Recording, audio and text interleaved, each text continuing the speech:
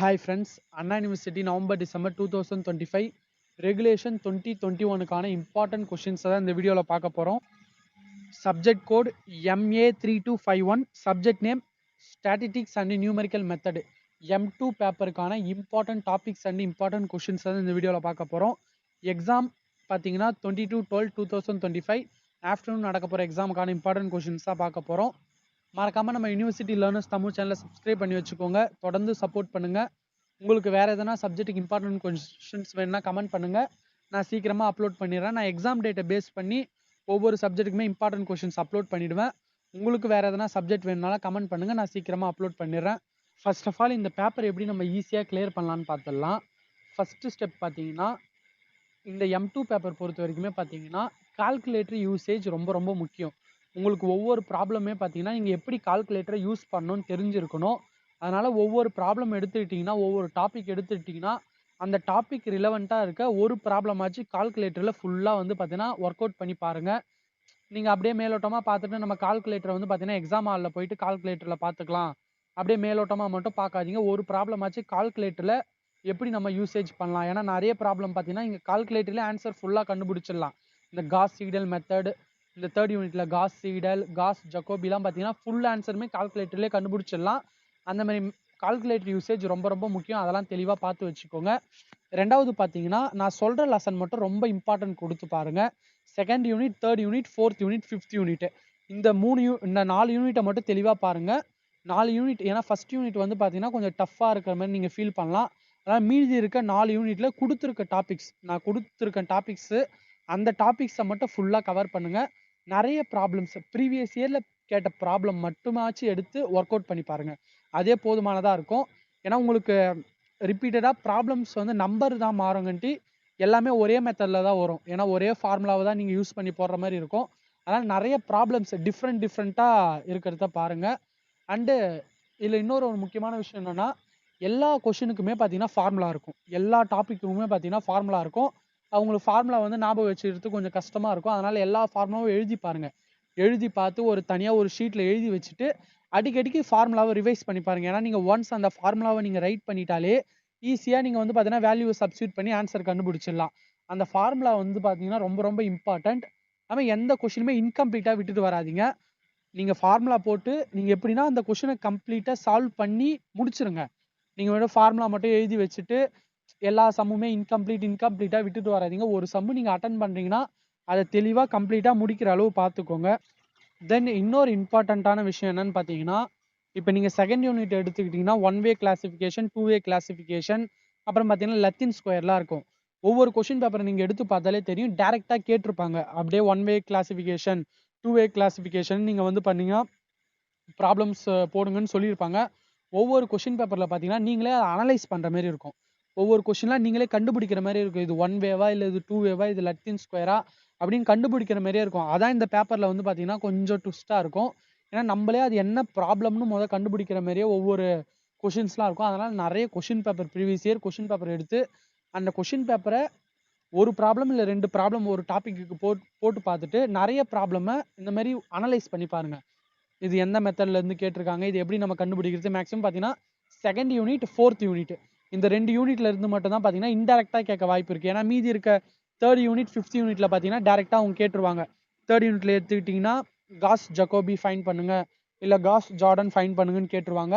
நீங்கள் ஃபிஃப்த் யூனிட்ல எடுத்தாலும் சரி, ரஞ்சு குத்தா மெத்தட் போடுங்க, இல்லை மில்லன்ஸ் மெத்தட் போடுங்க, இல்லை ஆயிலர் மெத்தட் போடுங்க அப்படின்னு டேரெக்டாக கொடுத்துருவாங்க. பட் இந்த 2 யூனிட்ல மட்டும் பார்த்தீங்கன்னா கொஞ்சம் ட்விஸ்ட்டாக கேட்பாங்க. அண்ட் ஃபர்ஸ்ட் யூனிட் பொறுத்த வரைக்குமே இதே மாதிரி ட்விஸ்ட்டாக தான் வரும். ஃபர்ஸ்ட் யூனிட் பார்க்கல, நான் மீதி லெசன் தான் பார்க்க போகிறேன்னா இதெல்லாம் ஃபாலோ பண்ணிக்கோங்க. அண்ட் ஃபர்ஸ்ட் யூனிட்டுக்கும் சேர்த்து தான் இம்பார்ட்டன்ட் கொஷின்ஸ் கொடுத்துருக்கேன். கொடுத்துருக்க இம்பார்ட்டன்ட் டாபிக்ஸை ஃபுல்லாக பார்த்தாலே இந்த பேப்பரை ஈஸியாக கிளியர் பண்ணிடலாம். அதனால் எல்லாமே நிறைய ஒர்க் அவுட் பண்ணி பார்த்தாலே போதும். ஓகே ஃப்ரெண்ட்ஸ், இப்போ நான் ஒவ்வொரு யூனிட்டுக்காக இம்பார்ட்டன்ட் டாபிக்ஸ் சொல்கிறேன், அதை எல்லாத்தையும் பார்த்துக்கோங்க. இந்த பிடிஎஃப்க்கான லிங்க் அண்டு நோட்ஸ், ஆன்சரோட இருக்க நோட்ஸும் வந்து பார்த்தீங்கன்னா பிடிஎஃப் லிங்க் வந்து டிஸ்கிரிப்ஷனில் இருக்குது. And previous year question paper, எல்லா கொஷின் பேப்பருமே பார்த்தீங்கன்னா ஒரு பிடிஎஃபாக மெர்ஜ் பண்ணி நான் கொடுத்துருக்கேன். அதுவும் டிஸ்கிரிப்ஷன் லிங்க்கில் இருக்குது, அதை நீங்கள் யூஸ் பண்ணிக்கோங்க. அது உங்களுக்கு ரொம்ப ஹெல்ப்ஃபுல்லாக இருக்கும். ஃபஸ்ட்டு யூனிட் 1க்கான இம்பார்ட்டன்ட் டாபிக்ஸ் பார்த்தீங்கன்னா 11th first chi square related problem. அதில் வந்து பார்த்தீங்கன்னா goodness of fit, chi square related problem பார்த்தீங்கன்னா வெரி வெரி இம்பார்ட்டன்ட். செகண்ட் பார்த்தீங்கன்னா Poisson distribution and binomial distribution 2 method இருக்குது. அதில் பாய்சன் டிஸ்ட்ரிபியூஷன் பார்த்தீங்கன்னா ரொம்ப ரொம்ப இம்பார்ட்டண்ட். தேர்டு பார்த்தீங்கன்னா T test and F test related problem. Fourth பார்த்தீங்கன்னா இண்டிபெண்டன்ஸ் ஆஃப் ஆட்ரிபியூட். இந்த 4 மெத்தடில் இருக்க ப்ராப்ளமை தெளிவாக பார்த்துக்கோங்க. அண்டு நீங்கள் தான் வந்து பார்த்தீங்கன்னா ப்ராப்ளமை என்ன மெத்தட்னு கண்டுபிடிக்க மாதிரி இந்த ஃபஸ்ட் யூனிட் பொறுத்த வரைக்கும் எந்த மெத்தட்னு நீங்கள் தான் அனலைஸ் பண்ணுற மாதிரி இருக்கும். அதனால் நிறைய ப்ரீவியஸ் இயர் கொஷினை வந்து பார்த்தீங்கன்னா ப்ராக்டிஸ் பண்ணி பாருங்கள். சில ப்ராப்ளம்ஸ்லாம் கொடுத்துருக்கு இது ப்ரீவியஸ் இயரில் முக்கியமாக கேட்ட ப்ராப்ளம். இந்த ப்ராப்ளமும் ஒர்க் அவுட் பண்ணி பாருங்கள். First problem, second mechanical engineer, இது வந்து சை ஸ்கொயர் ரிலேட்டட் ப்ராப்ளம் அவங்களே கொடுத்துட்டாங்க. தேர்ட் கொஷின் பார்த்தீங்கன்னா இது இம்பார்ட்டன்ட், இது போன டைம் ப்ரீவியஸ் இயரில் கேட்டாங்க இந்த கொஷின்லாம். அண்ட் ஃபிஃப்த்து கொஷின் பார்த்தீங்கன்னா பாய்சன் டிஸ்ட்ரிபியூஷன் ரிலேட்டட் ப்ராப்ளம் கொடுத்துருக்கேன். இந்த ப்ராப்ளம்ஸ்லாம் ஒர்க் அவுட் பண்ணி பாருங்கள். நெக்ஸ்ட்டு பார்த்தீங்கன்னா யூனிட் 2க்கான இம்பார்ட்டன்ட் கொஷின். அதில் ஃபஸ்ட்டு பாயிண்ட் பார்த்தீங்கன்னா Latin square design, very very important. இந்த லத்தீன் ஸ்கொயர் டிசைனை நல்லா பார்த்துக்கோங்க. செகண்ட் ஒன் வே கிளாசிஃபிகேஷன், இதை வந்து பார்த்தீங்கன்னா கம்ப்ளீட்லி ரேண்டமைஸ்டு டிசைன் கூட மாற்றி கேட்கலாம், அதையும் பார்த்துக்கோங்க. நெக்ஸ்ட் பார்த்தீங்கன்னா 2 வே கிளாசிஃபிகேஷன், ரேண்டமைஸ்டு பிளாக் டிசைன். இந்த கொஷின் பொறுத்த வரைக்கும் பார்த்தீங்கன்னா லத்தீன் ஸ்கொயர் 1 வே 2 வே இது எல்லாமே சிமிலியராக தான் வரும். நீங்கள் 1 வே படிச்சிட்டிங்கன்னா அதுலேருந்து கொஞ்சம் எக்ஸ்டெண்டாக தான் 2 வே வரும், அதுலேருந்து கொஞ்சம் எக்ஸ்டெண்டாக தான் லத்தீன் ஸ்கொயர் வரும். இது 3 இருக்குது, நம்ம லத்தீன் ஸ்கொயர் மட்டும் பார்த்துக்கலாம் அந்த மாதிரி விட்டுறாதீங்க. நான் லத்தீன் ஸ்கொயர் கேட்கலாம், இது 2 கேட்டுருவாங்க. ஏன்னா இது இல்லாமல் இன்னொரு டாபிக் வேறு இருக்குது, 2 ஸ்கொயர் ஃபேக்டோரியல்னு இருக்குது, அதை விட்டுருங்க, அது வேணாம். பட் இந்த 3 டாப்பிக்கை தெளிவாக பார்த்துட்டு போயிட்டீங்கன்னா கன்ஃபார்ம் ஒரு 16 மார்க். இந்த பேப்பர் பொறுத்த வரைக்கும் இந்த லெசனில் இருந்து தான் 16 மார்க் வந்து டேரெக்டாக கேட்க வாய்ப்பு இருக்குது. அதனால் இதுலேருந்து கன்ஃபார்ம் 1 வர நிறைய வாய்ப்புகள் இருக்குது, இதை பார்த்துக்கோங்க. நெக்ஸ்ட் யூனிட் 3க்கான இம்பார்ட்டன்ட் கொஷின் 13ல் ஃபஸ்ட்டு கொஷின் பார்த்தீங்கன்னா problem based on Gauss Jacobi மெத்தடை வச்சு problem, very very important problem. Second பார்த்தீங்கன்னா காஸ் சீடல் மெத்தடை பேஸ் பண்ணி ப்ராப்ளம். நான் கொடுத்துருக்க ப்ராப்ளம் ஒரு எக்ஸசைஸ் கொடுத்துருக்கேன், நிறைய ப்ராப்ளம்ஸ் ஒர்க் அவுட் பண்ணி பாருங்கள். இந்த 2 சமமே பார்த்தீங்கன்னா ஃபுல்லாக கால்குலேட்டர்லேயே நீங்கள் ஃபைன் பண்ணலாம். இது 2மே சிமிலியராக தான் இருக்கும், ஒர்க் அவுட் பண்ணி பாருங்கள். நெக்ஸ்ட்டு தேர்டு பார்த்தீங்கன்னா பவர் மெத்தடில் நீங்கள் ஐகன் வேல்யூ ஐகன் வெக்டர் கண்டுபிடிக்கிற மாதிரி இருக்கும், இதுவும் சிம்பிளாக தான் இருக்கும். ஃபோர்த்து கொஷின் பார்த்தீங்கன்னா நியூட்டன் ராப்சன் மெத்தட்.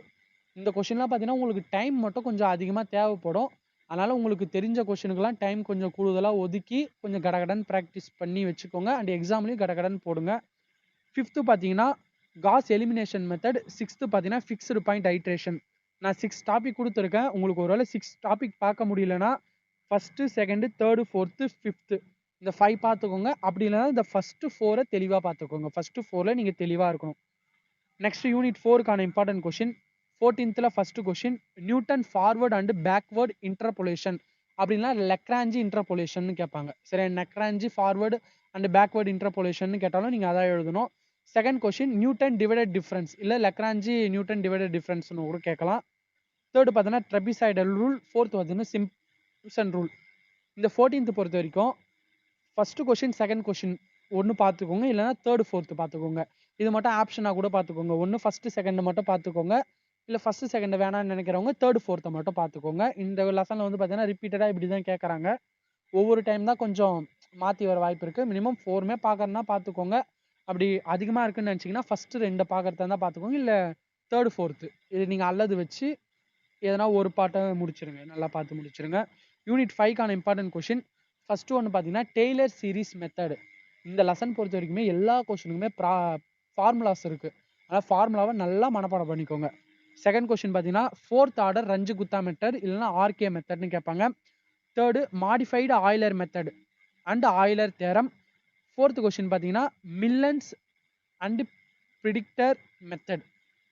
இந்த 4மே ரொம்ப ரொம்ப இம்பார்ட்டன்ட். ஏன்னா ப்ரீவியஸ் இயர் கொஷின் நீங்கள் எடுத்து பார்த்தீங்கன்னா தெரியும், இதில் ஒரு 6 டாபிக் கிட்ட இருக்குது, எல்லா டாப்பிக்கும் கலந்த மாதிரி கொஷினை கேட்டாங்க. அதனால் நமக்கு கொஞ்சம் ரிஸ்க்காக தான் இருக்கும், ஏன்னா எல்லாமே கேட்டாங்கன்னா நீங்கள் அது கன்ஃபார்ம் போடணும். ஆனால் மேக்ஸிமம் இந்த 4 டாப்பிக்கை ஃபுல்லாக கவர் பண்ணிக்கோங்க. இதில் ரொம்ப ரொம்ப இம்பார்ட்டன்ட் பார்த்தீங்கன்னா Runge Kutta method, Taylor series, Milne's and predictor இதெல்லாம் ரிப்பீட்டடாக கேட்குற டாபிக். டேரெக்டாக 16 மார்க்கில் கூட கேட்க வாய்ப்பு இருக்குது. பட் இதுக்கு இம்பார்ட்டன்ஸ் கொடுத்துட்டு மீதியும் பார்த்துக்கோங்க.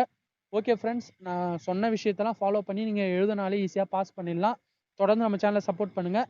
நெக்ஸ்ட்டு சப்ஜெக்ட்டுக்கான இம்பார்ட்டன்ட் கொஷின் சீக்கிரமாக அப்லோட் பண்ணிடுறேன். Thank you friends.